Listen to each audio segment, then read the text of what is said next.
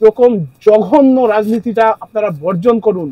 রাজনীতির জায়গা করুন, প্রত্যেকের স্বাধীনতা আছে, আপনারা প্রত্যেকে জিতে আসুন, কিন্তু কিছু যুবকের, কিছু পরিবারের ভাত কেড়ে নিয়ে উদ্ভ্রান্তের মতো উল্লাস করাটা দয়া করে বন্ধ করুন।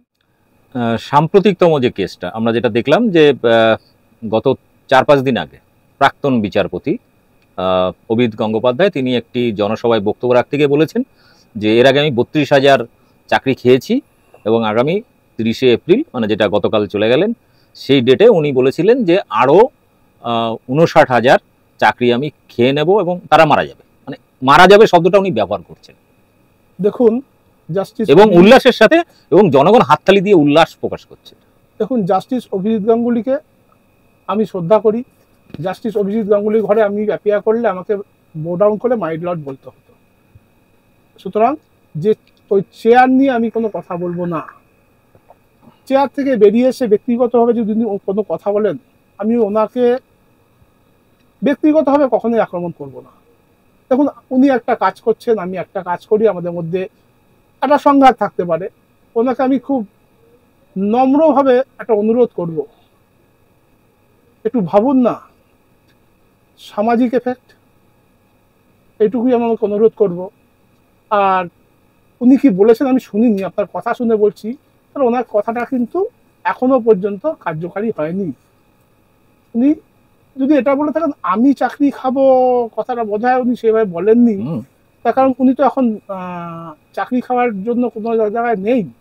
উনি এখন আজকের দিনে যেদিন উনি বলছেন আজ থেকে 10 দিন আগেও যদি বলে থাকেন, উনি কিন্তু কোনো অবস্থাতেই চাকরি খেতে পারেন না। উনি মামলাও করতে পারেননি, ওদের চাকরি খাওয়ার জন্য উনি মামলা করতে এসেছেন আমি দেখিনি। এবং কলকাতা হাইকোর্টে উনি মামলা করতে পারবেন না, উনি কলকাতা হাইকোর্টে রিটায়ার্ড মহামান্য জাজ। আর উনি কোনো পদেও বসে নেই কমিশনে বা বোর্ডে যে উনি চাকরি খাবেন, এই কথাটা একেবারে বেমানান, যোগ্য সব কথা আমি মানে ব্যবহার করি না। কিন্তু এখানে ফোরামে যখন আমি কথা বলছি আমাকে মনে রাখতে হবে সমাজে তার একটা এফেক্ট আছে। আমি ওনাকে আবারও নম্রভাবে অনুরোধ করব, আপনি দয়া করে এগুলো করবেন না। আপনার একটা কথা জানতে চাই, সেটা হচ্ছে যে আমরা বিগত কয়েকদিন ধরে দেখছি যে রায়ের ঠিক 2 দিন আগে 3 দিন আগে বিজেপির অনেক নেতারা আগে থেকে বলে দিচ্ছে এবং সেই ফিগারটা দলের নাম নিয়ে বলবো না, এই কথাটা আমাকে আমার আত্মীয় স্বজন, আমার কিছু বন্ধু বান্ধব অনেকে ফোন করে জিজ্ঞেস করছে এটা কি করে মিলে যাচ্ছে। এ ব্যাপারে আমি একটা কথাই বলবো, এতে মানুষের মনে কিন্তু ভুল বার্তা যাচ্ছে যে তাহলে বোধহয় কোনো মানে ক্ষমতা সম্পন্ন মানুষ আদালতের রায় আগামীকাল বা আগামী দিনে কি হবে জেনে যাচ্ছেন। এগুলো একেবারেই ঠিক হচ্ছে না। এবং যেহেতু এটা মিলে গেছে এখন তো লোকে বলবেই যে তারা কি এটা ব্যবস্থা করে হলো। এই জিনিস আমাদের জুডিশিয়ারি ক্ষেত্রে ভীষণ ভয়ানক, ভীষণ ভীষণ খারাপ, এগুলো বন্ধ হওয়া উচিত। এখানে একটা প্রশ্ন, সেটা হচ্ছে যে ব্যাপক সংখ্যায় চাকরি বাতিল এবং বাতিল করে একটা হিড়িক পড়েছে বলা যায়। মানে সেই টেট থেকে শুরু করে এসএসসি লাগাতার দেখছি বাতিল হচ্ছে এবং দিনকে দিন সংখ্যাটা কিন্তু বাড়ছে বাতিলের। মানে এখন একটা জিনিস আমি গতকাল জি24 ঘন্টা এবং সিএন নিউজে দেখছিলাম, সেখানে তারা বলছে 12 থেকে এখনো পর্যন্ত যত প্যানেল হয়েছে সমস্ত কিছুই বাতিল করতে হবে, এরকম একটা আওয়াজ তোলা শুরু। এই কথাটার মধ্যে, এই বার্তার মধ্যে একটা আমি অন্তত ব্যক্তিগতভাবে একটা রাজনৈতিক গন্ধ পাচ্ছি। আমি রাজনৈতিক বক্তৃতা দেব না, করে দেখুন না, আসুন না। করেছেন তো 56,000 করে দেবেন বলেছিলেন না 30 তারিখে, পারেননি, পারবেনও না। আর বাকি যেটা 23 করতে বা 25,000 দুরকম ফিগার আসছে, আমি 25,000 ধরেই বলছি। 25,000-এর মধ্যে ওই 17-18,000 যেটা যে জাজমেন্ট, আমি এদের ফ্রেশ বলে একটা কথা চলছে এখন বাজারে, যোগ্য অযোগ্য, আমি একটু আমার মতো ক্লারিফাই করি।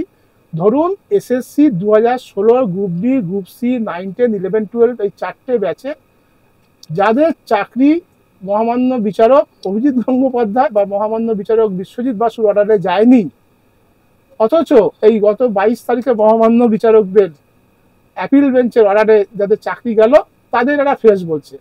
আমি দৃঢ়ভাবে বিশ্বাস করি তাদের চাকরি স্টে অর্ডার সোমবার দিনই হবে। এরপরে আর একটা পার্ট আছে, দেখুন সোকল্ড ওএমআর যেটা সবাই বলছে সিবিআই সিজ করেছে। আপনারা কি জানেন কোথা থেকে সিজ হয়েছে? সিজ হয়েছে একজন ব্যক্তিগত লোক পঙ্কজ বানশালের বাড়ি থেকে। সেই পঙ্কজ বানশাল একটা কেসে অ্যাকিউজ, কিন্তু কোনো কারণে তাকে অ্যারেস্ট করা হচ্ছে না। এবার অ্যারেস্ট করা না গেলে অ্যাবসকন্ড থাকলে কি কি প্রভিশন আছে তারা নিশ্চয়ই জানে, তারা যথেষ্ট অভিজ্ঞ অফিসার, সেরকম কোনো ব্যবস্থাও না হচ্ছে না। এগুলো থেকে একটা সন্দেহজনক জায়গা দাঁড়াচ্ছে যে একটা পরিকল্পনা মাফিক সারা পশ্চিমবঙ্গকে, পশ্চিমবঙ্গবাসী হয়ে সারা ভারতবর্ষের কাছে আপনারা ছোট করছেন। আমাকে যেতে হয় পশ্চিমবঙ্গের বাইরে, বিশেষ করে আপনারা অনেকেই জেনে গেছেন এর মধ্যে, এই ধরনের মামলাগুলি নিয়ে দিল্লিতে আমাকে যে ধরনের কথা শুনতে হয় বা অন্য অন্য জায়গায় যেভাবে কথা শুনতে হয়, লজ্জা লাগে। তবে আমি আবারও বলছি, আমার শেষ রক্তবিন্দু দিয়ে আমি আমার বাংলার সম্মানের জন্য আমি লড়ে যাব। অত সহজে কিন্তু পরিকল্পনা আমি সফল হতে দেব না। এবার আপনাকে একটা জিনিস করি, যে সেটা হচ্ছে গত কয়েকদিন ধরে সুপ্রিম কোর্টে দৌড়দৌড়ি চলছে এবং সোমবারে সম্ভবত ডেট দিয়েছে। একদল হচ্ছে চাকরি বাঁচাতে যাচ্ছেন, তার মধ্যে আপনি একজন চাকরি বাঁচানোর জন্য যাচ্ছেন। অনেক চাকরি যারা হারিয়েছেন তাদেরও অনেক আলাদা আলাদা করে উকিল ধরেছেন, তারাও যাচ্ছেন। সরকার পক্ষের মতো করে চাকরি বাঁচাতে যাচ্ছে। কিন্তু আরেকটা দল, বিশেষ করে তারা যাচ্ছে চাকরিটা যাতে বাতিল বহাল থাকে, যাতে চাকরি বাতিল হয়, সেই ধরনের একটা কর্মকাণ্ড। মানে একজন বাঙালি হিসেবে, তারাও তো বাঙালি হিসেবে এই ধরনের বাংলার মানুষ, এবং বিশেষ করে এই যে বাংলার যুব সমাজে জীবন জীবিকা কেড়ে নেওয়া। কারণ আমরা অলরেডি দেখেছি, অলরেডি 2 জন কিন্তু আত্মহত্যা করেছে এই বাতিলের পরে। এবং এবং এই যে ঘটনা হচ্ছে, এবং বিভিন্ন মিডিয়া চ্যানেলে যে বাইটগুলো আসছে চাকরিহারাদের, তারা তো রীতিমতো মানে এতটাই মানসিকভাবে ভেঙে পড়েছে যে এরপরে যদি স্টে অর্ডার না আসে, এরপরে যদি আরও বাতিল হয়, সেক্ষেত্রে তো আত্মহত্যা করা ছাড়া তাদের কোনো রাস্তা থাকবে না। এবং শুধু আত্মহত্যা তো বাংলার, আপনারা আত্মহত্যাটা জেনেছেন, আমি অন্তত একটা দুটো জিনিস আপনাকে উদাহরণ দিয়ে বলছি। প্রাইমারি প্রায় 500 জন ফিজিক্যাল হ্যান্ডিক্যাপ ক্যান্ডিডেটদের মামলা আমি করছি। তাদের মধ্যে একজন আমি উদাহরণ দিচ্ছি, সঞ্জীব মালো, নদিয়া জেলার প্রাইমারি গ্রুপ সিতে সঞ্জীব মালো উদাহরণ দিচ্ছি। গ্রুপ সিতে সঞ্জীব মালো ভারতবর্ষের জন্য প্যারা এশিয়ান গেমস থেকে গোল্ড মেডেল এনেছেন, ভারতবর্ষের রাষ্ট্রপতি থেকে মেডেল পেয়েছেন তার জন্য, পশ্চিমবঙ্গের মুখ্যমন্ত্রীর থেকে মেডেল পেয়েছেন তার জন্য। তার বিরুদ্ধে তার চাকরি খাওয়ার অর্ডার যখন হয়, সেই সঞ্জীব মালো চরম ক্যান্সারে আক্রান্ত, আমি তাদেরও মামলা করছি। আবার আরেকজনের উদাহরণ আমি আপনাকে দিতে পারি, প্রাইমারি দক্ষিণ 24 পরগনার, সম্ভবত যতটা মনে পড়ছে, তিনি একজন ফিজিক্যাল হ্যান্ডিক্যাপ ক্যান্ডিডেট। তার মা, ছেলের কি হবে বলে মা পাগল হয়ে গেছে, ঠিক করা যাচ্ছে না, এখনো উন্মাদ আছে, যদিও ছেলের চাকরি বেঁচে গেছে, মায়ের সুস্থতা ফিরিয়ে আনা যাচ্ছে না। এগুলো একটু আপনারা দয়া করে ভাববেন। দেখুন, জয় পরাজয় শেষ কথা কিছু নেই। আমি এই অসহায়দের হয়ে আমি আছি, আমি আমার তীব্র লড়াই দেব। শুধু আমি না, বড্ড বেশি আমি যেন আমি না করে ফেলি। আমরা এখানে অনেক সুস্থ মানসিকতার উকিল আছেন যারা এই লড়াইয়ের সঙ্গে যুক্ত, এবং তারা তীব্র লড়াই দেবে। দেখুন, 16ই মার্চ 2023-এ বহুদিন প্র্যাকটিস করা হাইকোর্টের অ্যাডভোকেট হিসাবে যে কথা বলা আমার সম্ভবত উচিত ছিল না, হয়তো আবেগে বলে ফেলেছিলাম ডিভিশন বেঞ্চে, যে there would be no other walk over. অনেকটা ওয়াক ওভার হয়ে গেছে প্রথম দিকে। I assure your lordship, game is on. তার বাংলা করাতে একটু জজ সাহেবরা বিরক্ত হয়েছিলেন, হয়তো ওই বাংলাটা আমি না করলেও পারতি। আমি বলেছিলাম খেলা হবে, আমি কিন্তু খেলেছি। আজও কিন্তু আমি বলছি খেলা শেষ হয়নি, খেলা হবে, আমরা ছেড়ে দেবো না, লড়াই চলছে, লড়াই চলবে। এখানে একটা কন্ট্রাডিকশন প্রশ্ন, সেটা হচ্ছে এই যে বলা হচ্ছে যোগ্য অযোগ্য, বা বলা হচ্ছে যে দুর্নীতিগ্রস্ত কেউ টাকা খেয়ে চাকরি নিয়েছে, এই বিষয়টাকে কিভাবে দেখেন? দেখুন, প্রথমে যোগ্য অযোগ্যটা বলে দিই। যোগ্য অযোগ্য সার্ভিস জুরিসপ্রুডেন্সে একমাত্র বিচারক হচ্ছে সিলেকশন কমিটি, আর অবশ্যই মহামান্য জাজেরা। কিছু অফিসার, হ্যাঁ, কিছু কিছু অফিসারের কিছু কিছু পদ আছে আমার, বিশেষ করে চাকরি সংক্রান্ত ব্যাপারে তাদের কাছে কিছু ক্ষমতা আছে, ডিসিপ্লিনারি প্রসিডিং করলে সরিয়ে দেওয়া, হিয়ারিং, তাদের কোর্ট হিয়ারিং করতে পারলে তাদের যোগ্যতা অযোগ্যতা বিচার করে পারে। কিন্তু এইভাবে বাল্ককে যোগ্য অযোগ্য বলার কোনো ক্ষমতা নেই। দয়া করে আপনারা আপনাদের সম্মানটা রক্ষা করুন। আপনাদের যে পজিশনে আপনারা আছেন সেই পজিশনের মান সম্মান দেখে মন্তব্য করেন, কারণ আপনাদের একটা মন্তব্যে হাজার হাজার পরিবার বিচলিত হয়ে যাচ্ছে। আর এবার আসবো যেটা বললেন কারাপশান। আচ্ছা ঠিক আছে, একটা জায়গা আজকে সমাজে প্রতিষ্ঠিত যে এই চাকরি বাকরির ব্যাপারে খুব ভালো করে ভেবে দেখুন, আপনারা রেকর্ড না দেখে কথা বলছেন। প্যানেল তৈরি হয়, আমি গ্রুপ ডি নন টিচিংটা ধরেই বলছি, আমি সাব রুল ধরে বলছি, সাব রুল 13A-তে ওয়েটিং লিস্ট তৈরি হয়, সাব রুল 13B-তে প্যানেল থেকে আগে অ্যাপয়েন্টমেন্ট দেওয়া শুরু হবে। যদি যথাসংখ্যক ভ্যাকেন্সি প্যানেল থেকে পূরণ হয়ে যায়, ওয়েটিং লিস্ট থেকে কেউ চাকরি পায় না, তার আর কোনো গ্রহণযোগ্যতা থাকে না। কিন্তু প্যানেলের ক্যান্ডিডেটদের দিয়ে যদি সম্পূর্ণ vacancy, available vacancy fill up না হয়, তাহলে অবশ্যই ওয়েটিং লিস্ট থেকে কিছু চাকরি হয়। এটা প্রত্যেক সার্ভিসের, প্রায় প্রত্যেক সার্ভিসের ব্যাপারে এটা আছে, এবং এখানে সেটা কিন্তু হয়েছে। একটা কথা উঠছে এক্সপায়ারি প্যানেল। আচ্ছা ঠিক আছে, এক্সপায়ারি প্যানেল আপনারা কতটা ঘটনা জেনেছেন? হ্যাঁ, স্কুল সার্ভিস কমিশন 2 সেপ্টেম্বর 2019-এ একটা নোটিফিকেশন বের করে বললেন যে মে মাসের অমুক তারিখে গ্রুপ DUC 9, 10, 11, 12 এক্সপায়ার করে গেছে।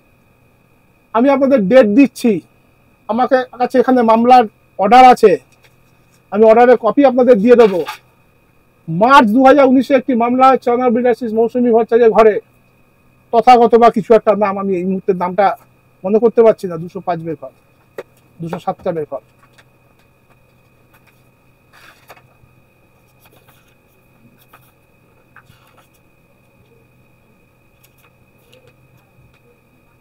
আপনাদের জন্য আমি পেয়ে গেছি, এই দেখুন, এই মামলার ছবি দেখে রাখুন।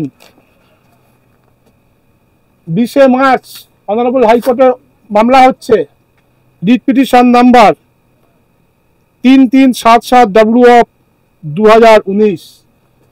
তার সেকেন্ড পেজে চলুন, আপনাদের সামনে আমি সেকেন্ড পেজ খুলে ধরছি। তার সেকেন্ড পেজে গিয়ে বলছেন যে রুল অনুযায়ী আমাদের প্যানেল ঠিকভাবে করা হয়নি। থার্ড পেজে কমিশনের লয়ার যেটা বলছে, commission submits that the panel has been published as required under Rule 1413 but not on the website as required under Sub Rule 15.